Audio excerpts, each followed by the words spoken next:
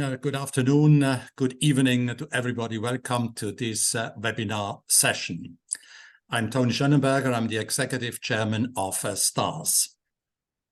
STARS is the global platform for dialogue to discuss developments which will impact the society as a whole and our businesses in the next few years.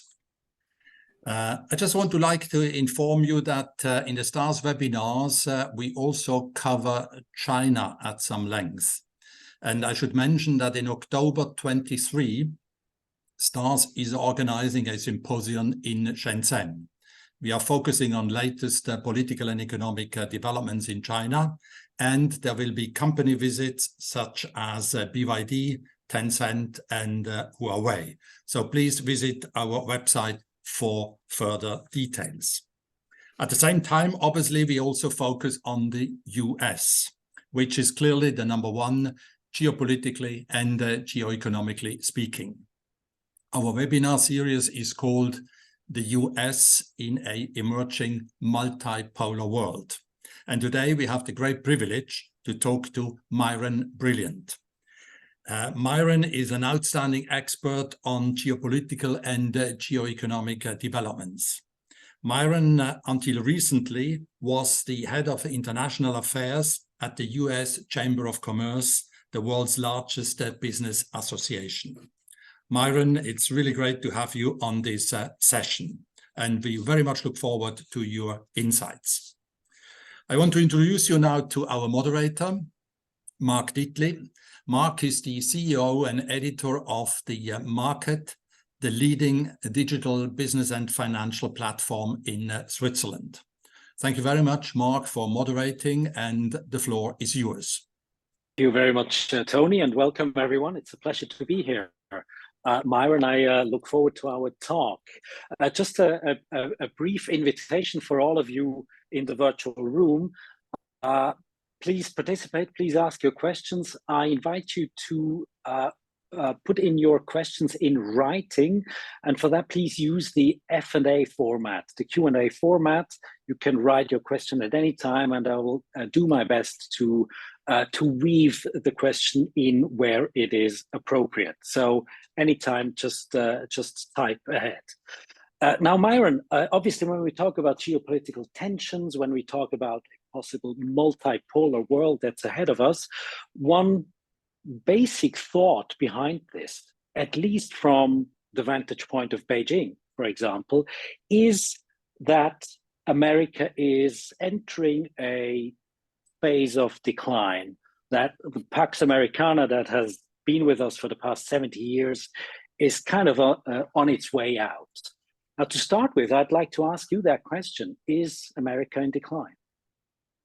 Well, Mark, thank you for having me on. And before I answer your very provocative leading question, let me just thank Tony for his welcoming remarks and for the great work of the foundation.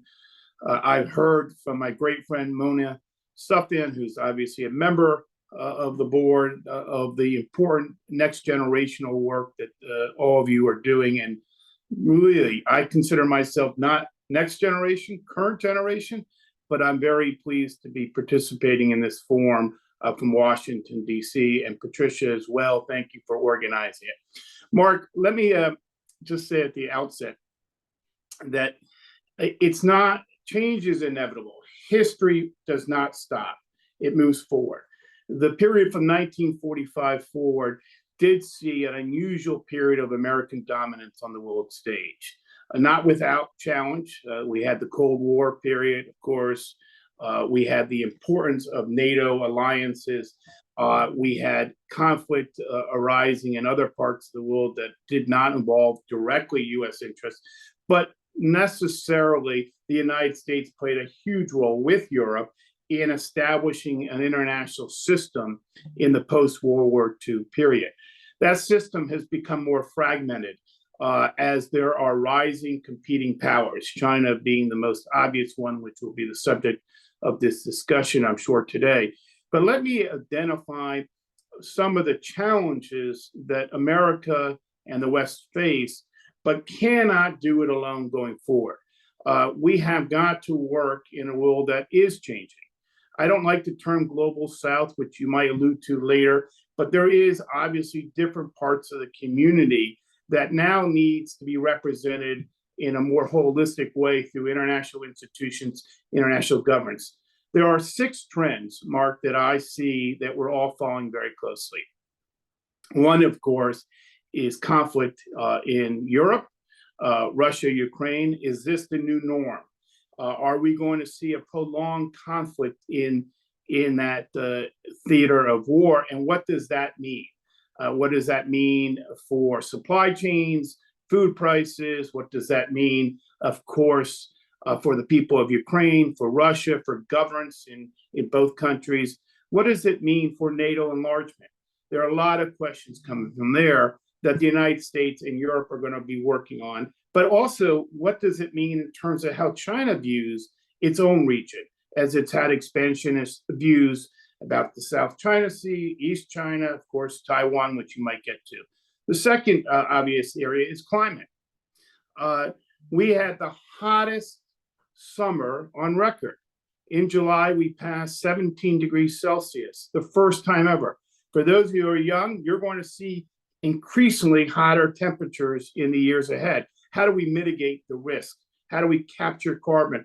What's the financing mechanisms? What's the innovation? What's the governance structure? How will communities work together in a multipolar world? So that's the second big overarching geopolitical concern for many of us. The third is politics.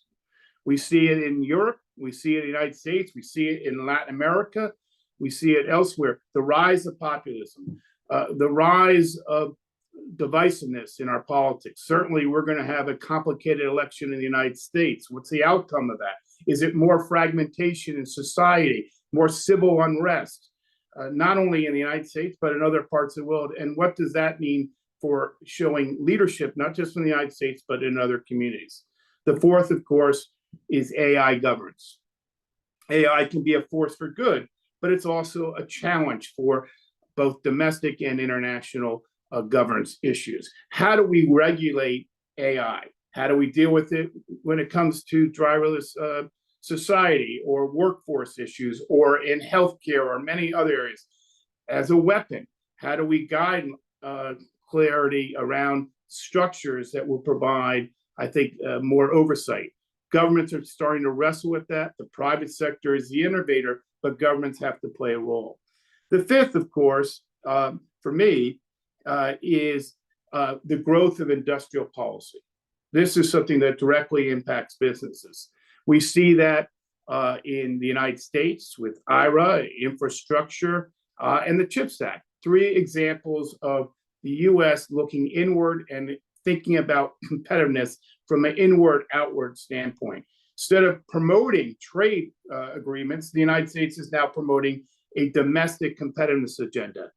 This is not a traditional role for the United States. And what does that mean in terms of our relations with China, with Europe, with the WTO system, the multilateral trade system, for those of you sitting in Switzerland?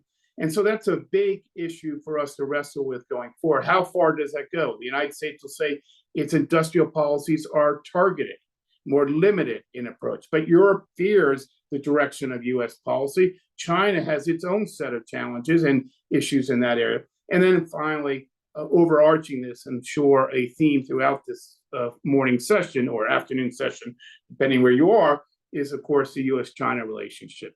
Full of challenge, a downward trajectory, which we can talk about, a troublesome economy in China. What does that mean for Xi's power and moving forward? What kind of structural reforms is he willing to confront?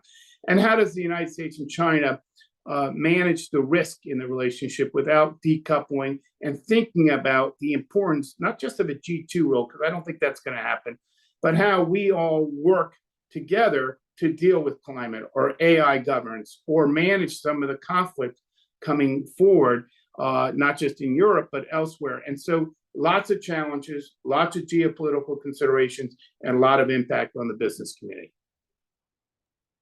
Now, on this last topic of the US-China relationship, one could probably say at least since the Donald Trump years continued with the Biden years, this relationship has continually deteriorated. It's kind of been on a downward sloping path for several years already. Now, again and again, there were like from both sides, they tried to kind of stabilize the relationship where it is. We have Commerce Secretary Gina Raimondo in Beijing right now. She today said the US does not want to decouple from China. What's your assessment of where this relationship is headed? I mean, are we looking at a Cold War 2.0 kind of scenario, or what's ahead of us here? Well, Mark, you're talking about the two largest economies in the world. You're talking about the two potentially most powerful countries in the world. And the thought of a Cold War dynamic is not one that any of us should take lightly and throw those words around lightly. The premise of your question is that the United States led the downward trajectory. I would say that Chinese actions over the last 10 to 12 years precipitated the Trump era and led to some of the challenges in the US-China relationship. I think they're equal partners in this regard. Xi Jinping did not start the re-emphasis of the SOE model, but he doubled down on it. Because of the need for political control in the system, Xi has really clamped down on private sector, on foreign investment. Now they're seeing the ramifications of that in a slowing Chinese economy, high unemployment, of course, deflation, and a lot of risk in the Chinese economy for the decade ahead. Unlike in the 10, 15 years ago, China's economy is not a certainty to pass the United States as quickly as one had forecasted. And certainly there's a lot of weakness and a lot of concern. And looking over the horizon 5 to 10 years ago, you also have the demographic problem in China. So you have, though, a strong leader in China, more threatened by the economic weakness in the system politically. And if he doesn't correct that, and if the government doesn't take significant issues, there's going to be challenges as the rising debt levels, the rising unemployment levels. That said, there's no question that the tone and rhetoric coming from the Trump administration was pretty fierce and backed, as we know, with high tariffs, with increasing export controls, with more restrictions on trade and investment between the two countries. And we have seen certainly a downward trend in the last few years of investment in China from the United States and from, frankly, the West. It's very troublesome. It's very concerning. I don't think you can separate trade and investment between the two countries because, after all, about 80% of the trade between China and the United States does not touch on national security considerations. But the atmosphere between China and the United States has become more tense as China's become more muscular in its foreign policy in the East China, South China Seas, over the issue of Taiwan. I don't see a likely invasion anytime soon, but I think that China is building up its military and certainly by 2027 wants to be prepared. I don't see the risk that some people see regarding Taiwan. I don't even think the Taiwanese see that risk. But certainly there is warmongering going on in the United States. The Defense Department is doing exercises all the time. There's more issues in the Congress when it comes to Taiwan. And this is a very sensitive topic in the US-China relationship. So there is a national security component to it. There is certainly a sense of rival competing actors on the economic stage. In many parts of the world, China is a bigger trading partner, Southeast Asia, even in Latin America, parts of Africa, than the United States. But the United States is still the primary security blanket for many countries, including in Southeast Asia. So this conflict between a rising power and an existing power is not unprecedented in history, but is one that we're all watching carefully. I think there is, as you alluded to in your question, an effort to stabilize relations between the two countries. It started with a call between President Biden and Xi Jinping. It has been evident in the last few months with 4 high-level visits from the United States, Secretary Blinken, Secretary Yellen, John Kerry, and now, of course, Secretary Raimondo, an effort to stabilize and to have more pragmatism in the relationship. Is this a deep thaw in the relationship? I don't think so, but it's better to have this dialogue going forward in order to assess where there's going to be conflict.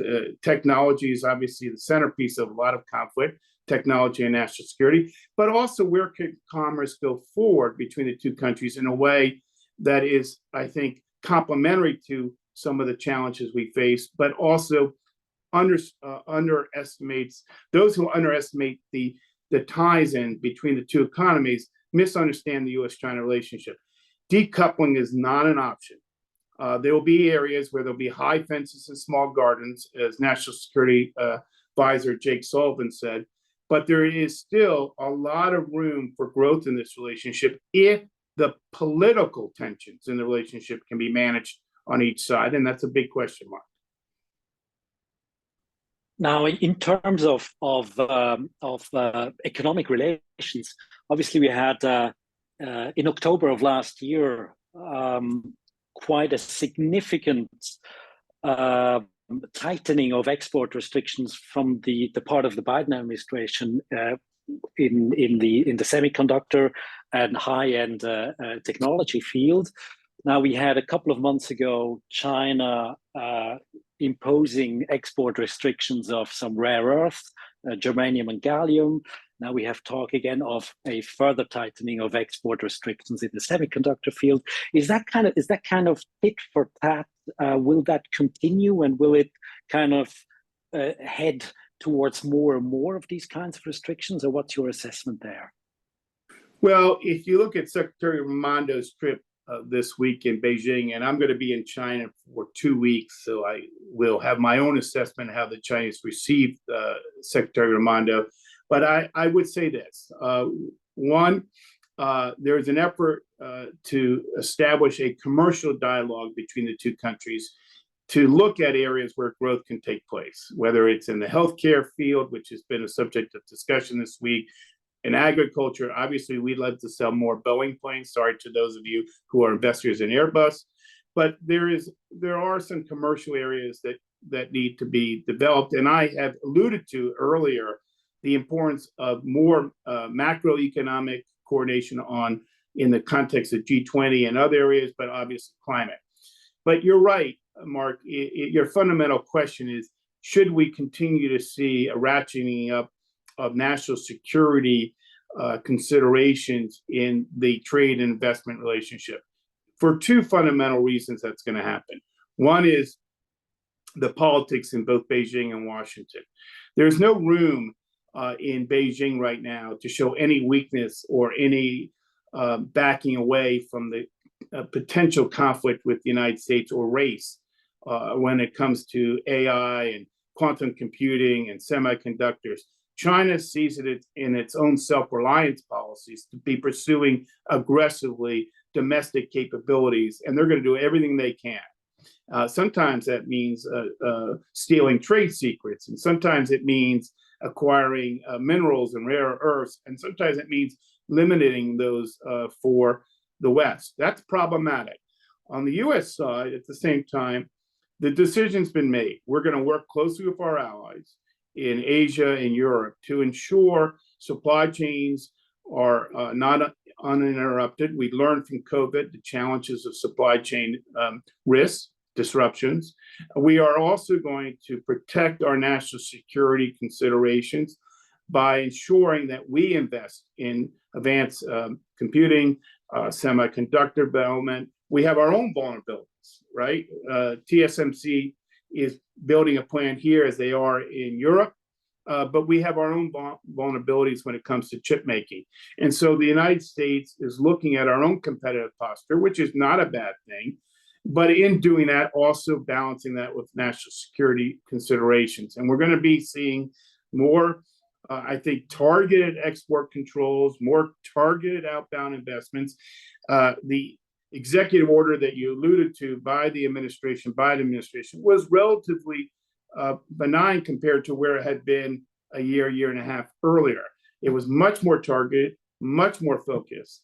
So high fence, small garden is the philosophy the Biden administration has adopted.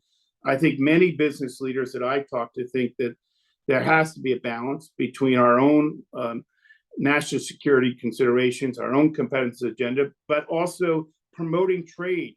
And that includes with the rest of the world, but also with China. And I think this is evident in what Secretary Romano is trying to do this week, and also evident more at large with what the administration is trying to do, the balance that they're trying to find between national security and economic considerations. Now, President Biden has been a very strong and very successful alliance builder. Just looking at NATO in the Ukraine theater, but also in Asia. For example, getting Japan and Korea much closer together, Australia, AUKUS, and so on, of course, as well. Now, a little more than a year from now, there'll be elections in the US in November 2024. And many of these partners of the US worldwide, even here in Europe as well, obviously, are kind of anxiously looking at November 2024 and ask themselves what will be afterwards. And this is a question, by the way, from the audience. Are there any steps that can be taken to ensure continuity in US policy, even after 2024? Mark, I wish I had that answer. I know fundamentally the United States needs to lead from the front, not the back. I know that as much as we're focused on domestic competitiveness and our own putting our own house in order, America has an important role on the global stage. You mentioned in the first part of your question, a number of new institutions and international structures. There are various quads that have been set up by the United States with the purpose of strengthening alliances. One of those important growing partners is India, for example. And this is not the day to talk about India, but you see India's rise as well on the global stage, which I think has many ramifications. And you see the complexity by which India is dealing with both Russia and China, the United States, and other actors. Certainly, the United States does not want to see a fragmentation of the international system, but the international system is changing. President Trump was not a big believer, as he should have been, in NATO and some of the international institutions, including the World Trade Organization. President Biden has been a much bigger believer in building allies, relationships, in dealing with geopolitical challenges, whether it's confronting Russia's aggression in Ukraine, whether it's confronting China's regulatory and market behavior, and increasingly more muscular foreign policy, whether it's been dealing with climate issues, whether it's been dealing with NATO enlargement. I think the election matters in the United States. And Mark, I'll end on this note. Those of you who think that Trump cannot become president are not looking at our national polls. For President Biden to win, he has to win by 4 or 5% the national vote. And I say President Biden versus Trump because there are still many Republican candidates that could beat back Trump, but Trump is right now the presumptive nominee until proven otherwise of the Republican Party. And I know our friends in Europe worry about the outcome of this election.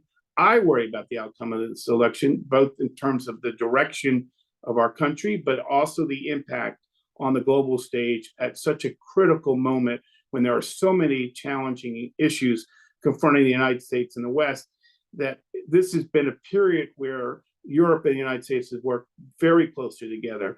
And it would be a huge blunder in Europe or the United States not to continue this path of collaboration and coordination. We're going to have challenges in the road ahead on Russia, Ukraine. Is Germany and others going to continue their commitment? The United States is by far the biggest military provider to Ukraine. We're going to have differences on China.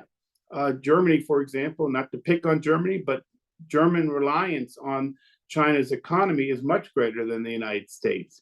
And the auto industry is going to go through fundamental change in Europe in light of China's more aggressive plans in the auto industry and turning out more cars and exporting.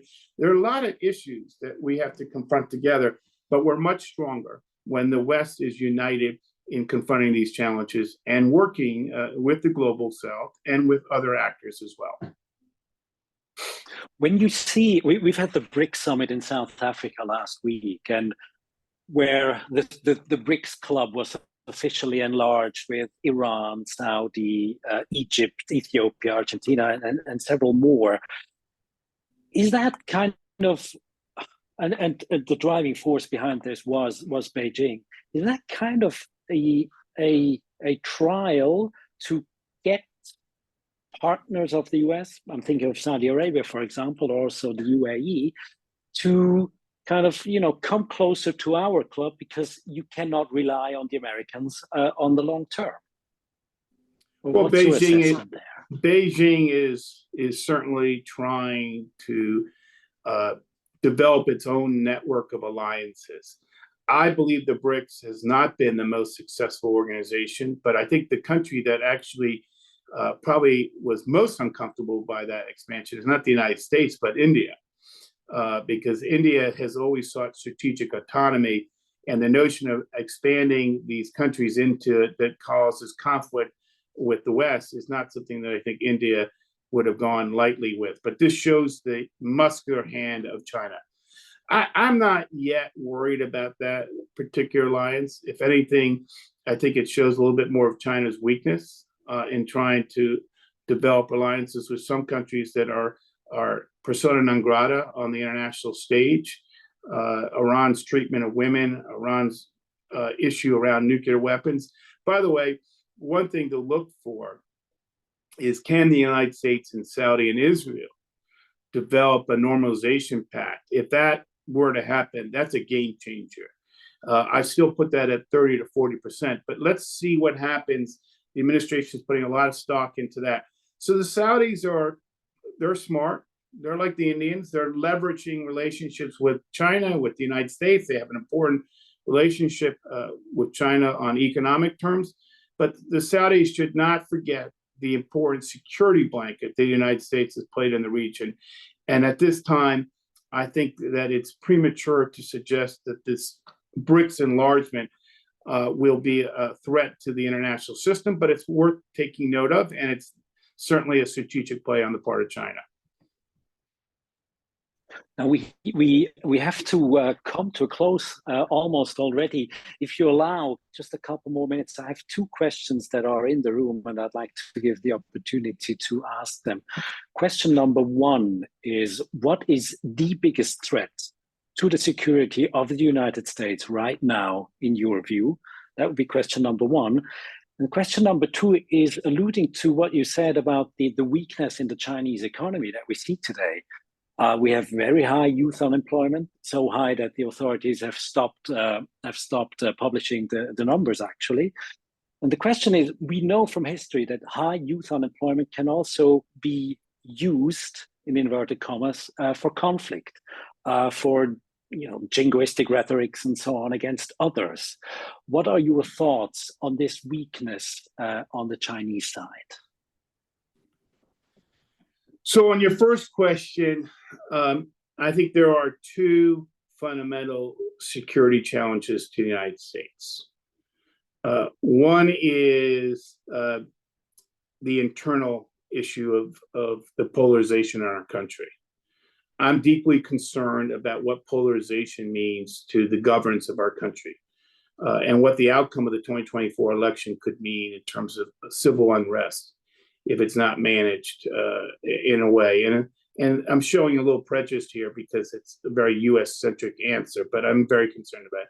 The second one, of course, is the risk that Russia or China will assert itself in ways that causes conflict and enlarges the conflict. So whether it's Russia invasion Ukraine leading to limited use of nuclear weapons, or Putin's instability causing mistakes in judgment to be made, which enlarges the conflict and brings in a NATO-like response, or in the case of China, that China overstates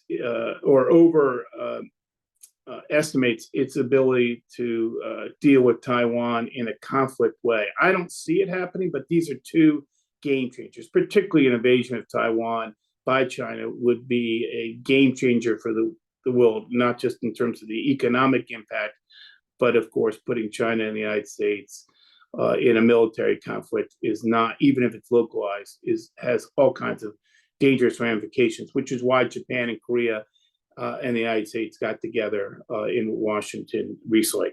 The second issue, look, there's a lot of questions about the state of China's economy. It's on the decline. I don't care what the official rates in China are. They're not at 5%. China's economy is probably this year going between 0 and 2%. Over the next decade, most project that unless China changes course significantly, with rising unemployment maybe going up to 30%, 35%, with the other challenges they face, with household debt rising, there is a good possibility that China will be at 0 to 2%. That is not sustainable growth, or even negative at some point in this decade. That's not sustainable for China. The political pressure on the system will be enormous. So if China is prepared to structurally reform its economy, then it could, have 4 to 5% growth, not the growth they witnessed 10, 15 years ago, but nevertheless sizable growth at a time when China is trying to move into another echelon in terms of per capita income. This is a big question out there. Will China move its ship? Is it a Titanic that's going to move too late and hit an iceberg and collapse, in which case the political system is at risk? Or is it going to move quickly enough because China understands what's at risk politically, not just economically? I don't yet see signs that Xi Jinping is prepared to recognize that the economic model that he's doubled down on is not working for China's people. And you see chatter in social media increasingly. I'm glad you're doing a program in October, because you're going to see that there is increasing chatter among people in China about the state of its economy, and the impact that this could have politically is not unknown to the leadership of China. So we'll see which direction it takes in the next few years, but it has to be a pretty significant departure from where it is in order for China to stabilize its economy and deal with the looming demographic challenges and the other challenges related to energy mix that it faces going forward. So big question marks over China's economy, therefore big questions over China's political system. We'll see how it fares in the decade ahead. All right, we have to wrap it up here. Time is up. Thank you very much, Myron, for being with us, for taking the time. And thank you, all of you in the audience, for taking the time and also for your questions. I know there are 2 more questions that were in the room, but you were a bit too late, unfortunately, so I couldn't take them anymore. For now, Myron, all the best to you, and for everyone in the audience, have a good continuation of the day, and see you again soon. Take care. Thank you very much.